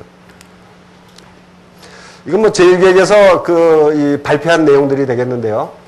17세에서 39세대를 P세대라고 지칭을 저희들이 했고, 45세에서 64세를 Y세대, 13세에서 24세를 가지고 이제 PDG 세대로 지칭을 했는데요.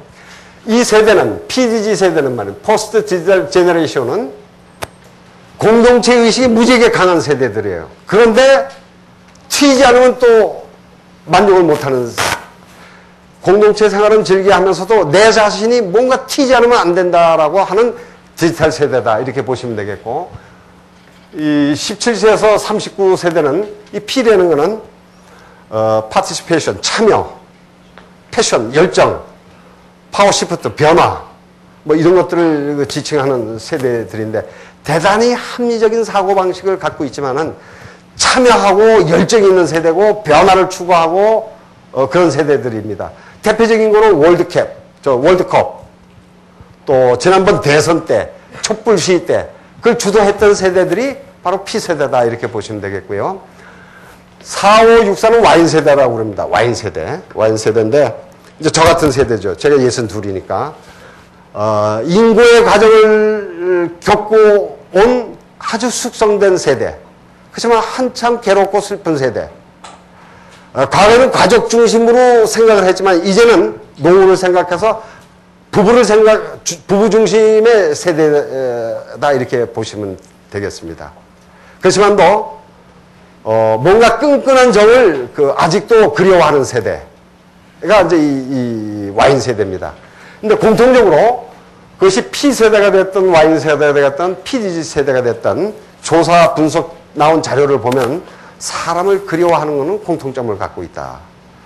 그것마저도 없으면 사람이 아니겠죠, 뭐. 자, 이제 마지막으로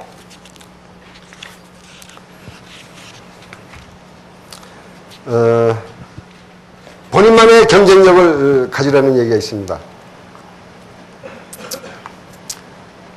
지금은 정말 변화가 빠른 시대이기 때문에 내가 남과 틀린 강점을 갖고 있지 아니하면은 성공할 수 없는 세대다, 시대다.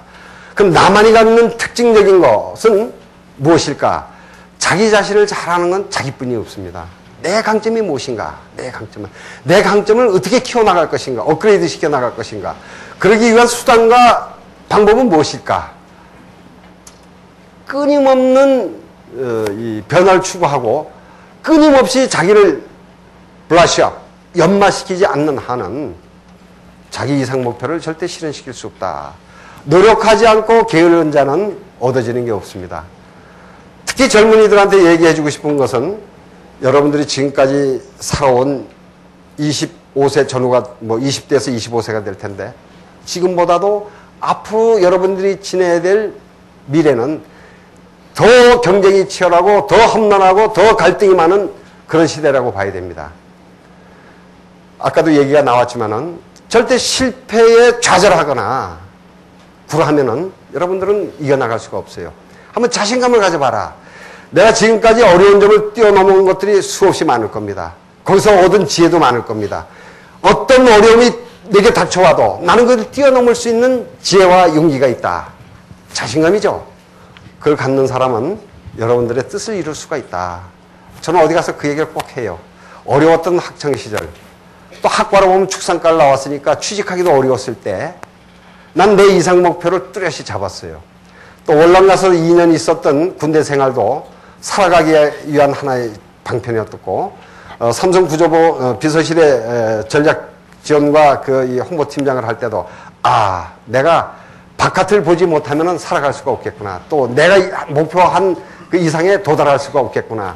택한 곳이 공부를 더 해보자 해가지고 한 1년 몇 개월 동안은 스탠포드 대학의 개곤연구원으로 가서 근무한 적도 있고, 돌아오면서는 그룹의 양해를 받아가지고 몇 군데 기차 여행을 하면서 인생이 무엇인지, 앞으로 어떻게 살아가야 될지, 가족이 무엇인지도 생각해본 그런 와인 세대다, 이렇게 생각하시면 되겠습니다. 아마 이 설명을 좀 다 마친 것 같은데요. 마지막으로 이제 여기에 나온 것이 아마 열정일 겁니다. 열정. 면접 시험을 볼 때 저는 솔직히 이 사람이 제일기획에 대해서 얼마만큼 좋은 퍼포먼스를 만들어 나갈 수 있을까? 그것을 내가 어디에서 찾을까? 저 사람이 갖고 있는 열정을 찾아보려고 애를 씁니다. 질문 내용 중에. 어떻게 1시간 동안 30분 동안 봐서 사람을 확보할 수 있겠습니까? 그렇지만도 임원 생활하고 CEO 생활 쭉 해오면서 몇 가지 이 핵심이 되는 질문을 상황에 따라서 던져보면은 저 사람은 적극성이 있겠다. 저 사람은 도전력이 있겠다. 저 사람은 정말 그 잠재적인 열정력을 갖고 있구나. 우리 회사에서 교육과 연수를 통해서 인재를 만들 수 있겠다 하면 언제든지 채용을 했습니다.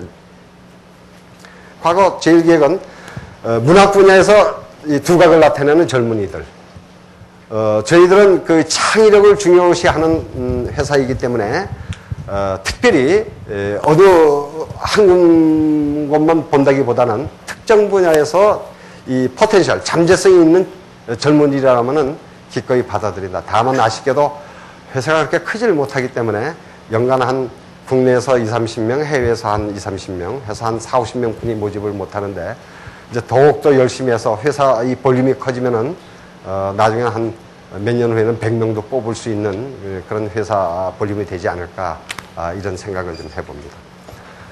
열정을 가지라 소리는 뭐 여러분들 선배나 뭐 여러분 그 부모나 친지로부터 많이 들었기 때문에 제가 부연 설명을 하지를 않아도 그 열정이라는 거는 대단히 중요한 것이다. 다시 풀어서 얘기하면 절대 어느 이 상황에서도 굴하지 아니하고 도전과 모험심과 벤처 정신을 가지고 실패를 해본 자만이 지혜스러워진다. 이렇게 생각을 하세요. 실패를 해보지 않으려고 이리 빼고 저리 빼는 자는 지혜스럽지도 못해요. 그 사람은 항상 문제가 생기면 도망다니기가 바빠요. 그래가지고는 이 시대에 있어서 또 앞으로 시대에 있어서 경쟁에서 살아남을 수가 없습니다. 이해가 되십니까? 제 강의는 다 끝마쳤어요.